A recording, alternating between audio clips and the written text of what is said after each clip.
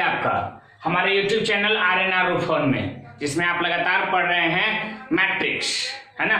12th का ये बहुत इंपॉर्टेंट टॉपिक है जी, जिसमें कि अब जो हम स्टार्टिंग करने वाले हैं, अगला टॉपिक सबसे अंतिम एक्सरसाइज स्टार्ट करने वाले हैं 4 exercise inverse of matrix, matrix का इनवर्स।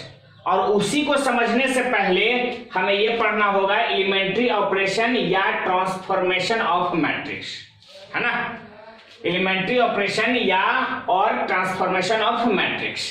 अगर अभी तक आपने हमारा चैनल सब्सक्राइब नहीं किया है तो चैनल को सब्सक्राइब कर ले, बेल आइकन दबा दे, ताकि आपको इस तरह का वीडियो जब भी हम अपलोड करें आपके मोबाइल पर नोटिफिकेशन आ जाए कि वीडियो अपलोड हो गया है। आप वहां से टैप कर करके वीडियो आराम से बढ़िया से बगैर स्किप किए हुए बढ़िया से देखिए। आप कभी भी भूल नहीं पाएंगे इनवर्स निकालना, हम दावे के साथ करते हैं। चलिए शुरुआत करते हैं इस वीडियो को। हमने लिखा था एलिमेंट्री ऑपरेशन क्या होता है। ट्रांसफॉर्मेशन का मतलब आप समझते होंगे, रूपांतरण, मैट्रिक्स का रूपांतरण, और उसी का एलिमेंट का ऑपरेशन, यानी एलिमेंट के साथ ऑपरेशन क्या क्या कर सकते हैं, जोड़ घटाव। तो जोड़ घटाव करेंगे तो रूपांतरण ही होगा। कैसे रूपांतरण हो सकता है हम उसके बारे में आपको बताएंगे।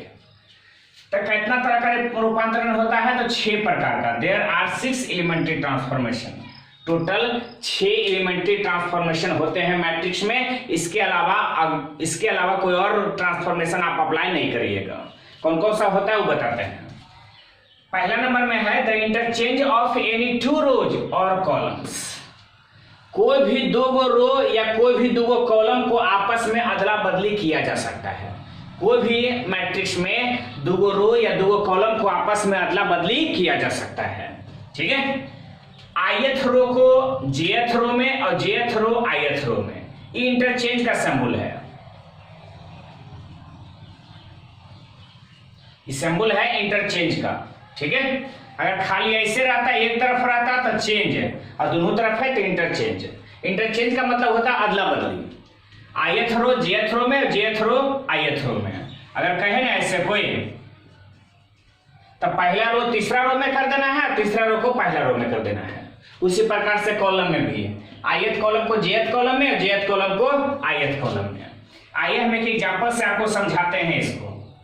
मान लो कोई मैट्रिक्स है, ये इक्वल टू ही है 2 5 3 4 7 2 1 6 9। अगर आपको अप्लाई करने के लिए कह दे कि R1 इंटरचेंज विथ R3, नहीं कर पाइएगा, कोई भी कर लेगा। तो जो मैट्रिक्स मिलेगा ये बराबर, इसमें क्या बदलाव आ जाएगा, तो पहला रो तीसरा रो में और तीसरा रो पहला रो में। तो पहला रो है 2 5 3, उसके जगह पर तीसरा रो बोला, तो तीसरा रो बोला है 1 6 9 4 7 2 2 5 3 है पहला रो में, इसको ले आओ इधर 2 5 3। हमारे ख्याल से आपको इतना करने में कोई परेशानी नहीं हो रही होगी। या फिर आप ऐसे कर सकते हो कि column 1 interchange with column 2, column 1 column 2 को इंटरचेंज कर दो। तो ये 4 2 6 7 5, तो इधर 6 7 5, इधर 1 4 2। पहला कॉलम वाला दूसरा में और दूसरा का कॉलम वाला पहला में, बाकी 9 2 3। बताओ क्या ऐसा ट्रांसफॉर्मेशन अगर आपको देगा तो आप नहीं कर पाओगे? कर लेना चाहिए। आपको याद रखना है कि मैट्रिक्स में किसी भी 2 रो को आपस में अदला बदली किया जा सकता है। सब ट्रांसफॉर्मेशन याद रखना है। याद रखना, रो को कॉलम में आप बदल सकते हैं? नहीं, ऐसा कोई ट्रांसफॉर्मेशन नहीं होना चाहिए, वरना इस मैट्रिक्स में बदलाव हो जाएगा, इस मैट्रिक्स के मान में बदलाव हो जाएगा। अगर मैट्रिक्स में हमने R1 में R3 इधर उधर कर दिया है, तो ये मैट्रिक्स है तो यही मैट्रिक्स रहेगा। इस मैट्रिक्स में कोई बदलाव नहीं होता है, ठीक है।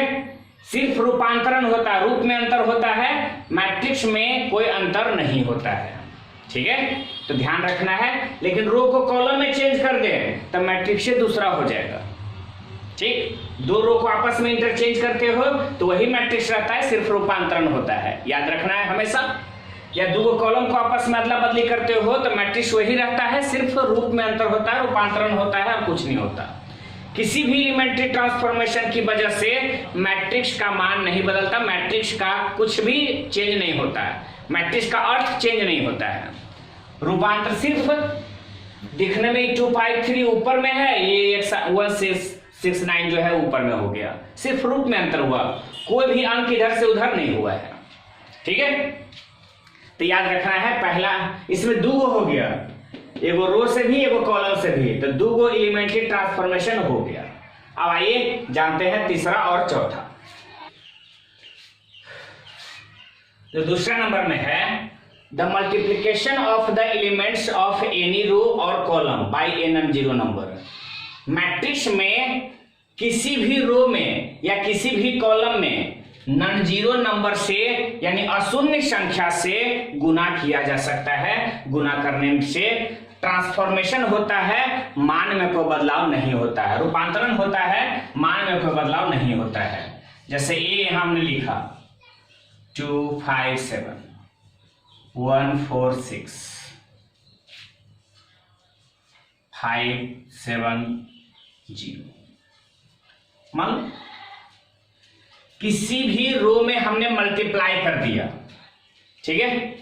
मान लो यहां लिख देते हैं कि जो सेकेंड रो है, सेकेंड रो को हम 2 से मल्टीप्लाई करते रहे, 2 × R2, तो ये बराबर 257, ये पहला रो हो गया। और दूसरा रो को 2 से गुना कर दो, तो दूसरा रो यही है, इसको 2 से गुना कर दो, तो 2 4 दूनी 8 और 6 दूना 12 570। अगर किसी मैट्रिक्स में किसी भी रो के साथ कोई कांस्टेंट गुना कर देते हैं तो मैट्रिक्स में कोई बदलाव नहीं होता है। तो देखो हमसे कोई कहे कि सेकेंड रो में 2 से गुना कर दो, तो सेकेंड रो में 1 4 6 है, 2 से गुना कर दिया तो 2 8 12 हो गया। अगर हम इसमें कहें कि कॉलम 1 में 3 से गुना कर दो, तो 3 से जैसे ही गुना कर देते हो 3 दूना 6 3 दूना 6 3 5 15 5 8 7 7 12 0, है ना। किसी भी रो में किसी कांस्टेंट से गुना कर सकते हैं, किसी भी कॉलम में किसी कांस्टेंट से गुना कर सकते हैं, लेकिन ध्यान रखना नॉन जीरो संख्या से गुना कर सकते हैं। अशून्य संख्या 2 3 4 ये सब जीरो से नहीं मल्टीप्लाई करना है, ठीक है। ये भी आता है ट्रांसफॉर्मेशन में। तो ध्यान दो, 2 एजू हो गया, एगो रो में एगो कॉलम में, तो 2 2 4 गो आपके पास एलिमेंट्री ट्रांसफॉर्मेशन हट चुका है। कब ये करना पड़ेगा इनवर्स, अगर किसी मैट्रिक्स का इनवर्स निकालना पड़ेगा ना, तो उसी मैट्रिक्स का इनवर्स निकालने में एलिमेंट्री ट्रांसफॉर्मेशन की जरूरत पड़ेगा, ठीक है। आपसे पूछा करेगा कि किसी मैट्रिक्स का इनवर्स निकालिए बाय यूजिंग एलिमेंट्री ट्रांसफॉर्मेशन या एलिमेंट्री ऑपरेशन। एलिमेंट्री ऑपरेशन का प्रयोग कर करके किसी मैट्रिक्स का इनवर्स निकालिए। एलिमेंट्री ऑपरेशन का हिंदी अर्थ होता है ना। चलिए हम बतलाते हैं, 2 यहां हो चुका है, तीसरा आपको हम बतलाते हैं, इसका तीसरा है और लास्ट है, क्योंकि इसमें भी 2 हो जाएगा, तो 4 को पहले बता चुके हैं, 6 हो जाएगा। The addition to the elements of any row or column, the corresponding elements of any other row or column multiplied by a non-zero number। हमसे कहा जा रहा है कि किसी रो के या कॉलम के एलिमेंट्स को हम जोड़ सकते हैं, उसके संगत अवयवों को जोड़ सकते हैं। रो में या कॉलम में किसी नॉन जीरो नंबर से गुना करने के बाद में भी हम, पहला मान लो हमारे पास में दिया गया है कि एक मैट्रिक्स है, तो हम दूसरा रो में कोई कांस्टेंट से गुना कर करके पहला रो में हम इसको जोड़ दे सकते हैं। ये समझाया जा रहा है, जैसे देखा है ith रो में jth रो को k से गुना किए उसके बाद जोड़ सकते हैं या घटा भी सकते हैं, कोई जरूरी नहीं। एडिशन के अलावा या सब्ट्रैक्शन भी यहाँ चलेगा, 2 चीज हो सकता है, या तो एडिशन या तो सब्ट्रैक्शन, ठीक है, प्लस या माइनस दोनों चीज चलेगा। जैसे हम आपको एग्जांपल एगो दिखाते हैं, a = 235 172 493। अगर हम इसी में आपसे ये कह दें कि ये ऑपरेशन है, करके दिखाओ। R1 माइनस R2, R1 में R2 घटा देना है, तो ऑपरेशन क्या हो जाएगा बताओ। पहला रो है, इसमें दूसरा रो को घटा देना है, तो 2 माइनस 1 1, 3 माइनस 7 माइनस 4, 5 माइनस 2 3, 1 7 2, 4 9 3। ठीक है, ध्यान आपको बस इतना ही रखना है। R1 में हमने R2 को घटा दिया, तो इस बात का ख्याल हमेशा ध्यान में जरूर रख देना है कि इस तरह का ऑपरेशन करेंगे तो मैट्रिक्स में कोई बदलाव नहीं आएगा। जैसे R1 में R2 घटा दिए, या R1 में R2 को जोड़ दिए, या R2 में कुछ गुना कर करके जोड़ दिए। आइए हम एक एग्जांपल और लेते हैं, है ना। चलिए इसी को ले चलते हैं। कैसा करते हैं, यहाँ के बाद नीचे, इसके नीचे ऑपरेशन कर रहे हैं कि कॉलम 1 में, कि कॉलम 1 लिख दिए हैं 2 इंटू कॉलम 2, मतलब कॉलम 2 के साथ 2 गुना करो, उसके बाद कॉलम 1 में जोड़ो, तो बताओ क्या मिलेगा। इसमें 2 से गुना करो, कॉलम 2 में 2 से गुना कर रहा है, तो -4 गुना 2 तो -8, 1 -8 तेजा -7। इसमें 2 से गुना करो तो 14, 7 दूना 14, 1 जोड़ दो 15, 9 दूनी 18 और 4 22। बाकी जो जैसे है वैसे रहने दो।